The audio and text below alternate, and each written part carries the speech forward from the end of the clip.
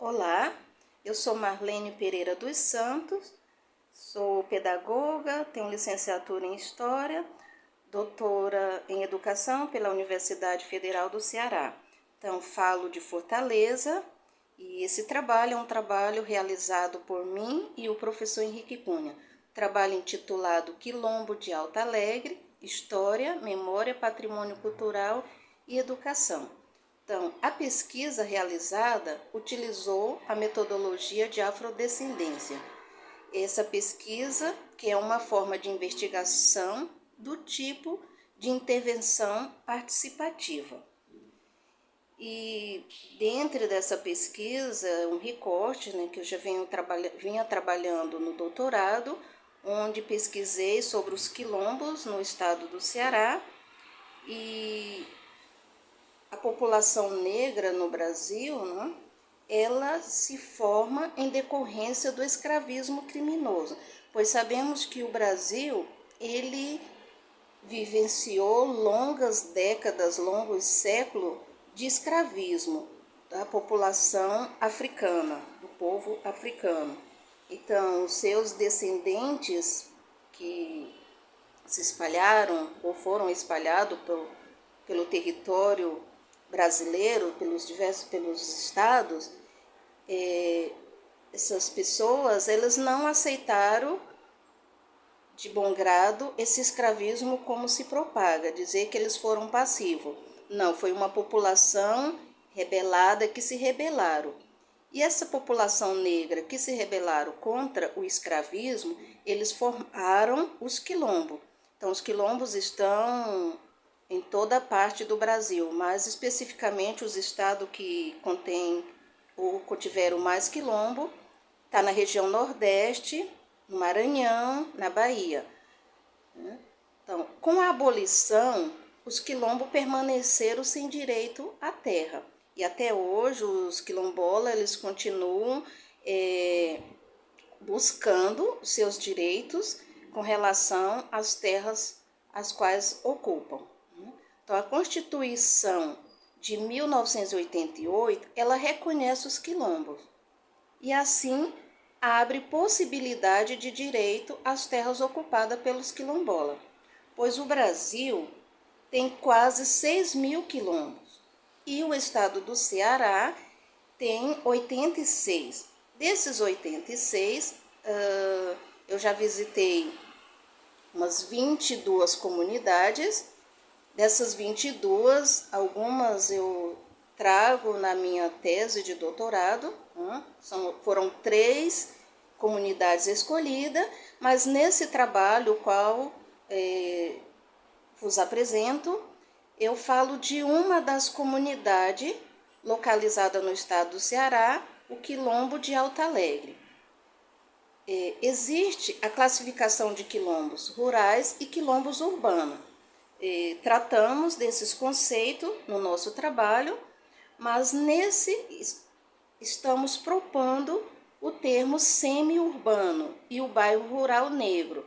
Então, abordaremos esses conceitos e, junto a esses conceitos, também abordaremos quais são as características utilizadas para identificar os quilombos, não só no Ceará, mas no Brasil.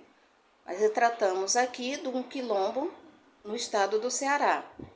E dentre as suas características, vamos estar destacando qual a memória desse quilombo, qual a história, como a história das casas de farinha, a história dos mais velhos e quais os seus patrimônios. Dentre os seus patrimônios, vamos estar falando do patrimônio imaterial, o patrimônio cultural, pois todo esse legado dos quilombos são muito importantes, principalmente dentro do sistema educacional, se de fato eles fossem usados, Então, assim, a identidade e a cultura se afirmam. São valores que deveriam ser utilizados na nossa sala de aula, na nossa educação, desde a educação básica até o ensino superior. Então, esse trabalho identificamos esses patrimônios como forma de valorização da cultura afro-brasileira e também como prática para uma educação antirracista, uma educação escolar quilombola, onde se valoriza o patrimônio cultural local, né, e respeitando dentro da construção da história educacional de cada povo, especificamente valorizando a população negra que sofreu desde os primórdios da história do nosso país o racismo, a exclusão, né?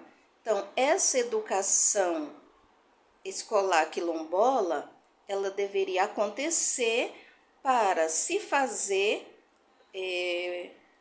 propagar, né, e afirmar essa identidade da população negra e dos quilombos, que os quilombos foram forma de povoar o Brasil, né, forma de povoar com a população negra.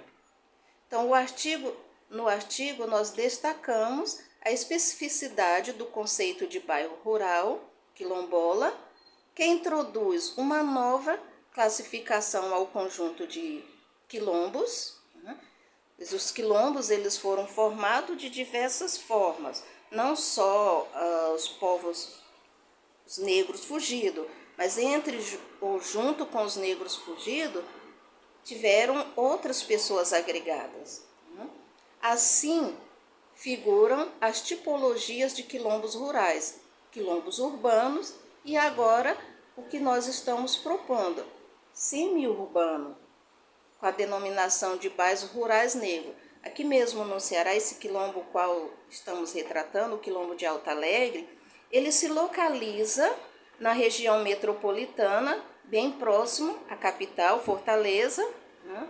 E é um quilombo que está num território que fica próximo às praias, próximo à serra e ao mesmo tempo próximo à região metropolitana. Então, ele traz um grande diferencial, inclusive com relação à educação quilombola. O quilombo de Alto Alegre ele foi um dos primeiros quilombos do Ceará que começou a trabalhar a Lei 10.000, né, em formação para os seus professores.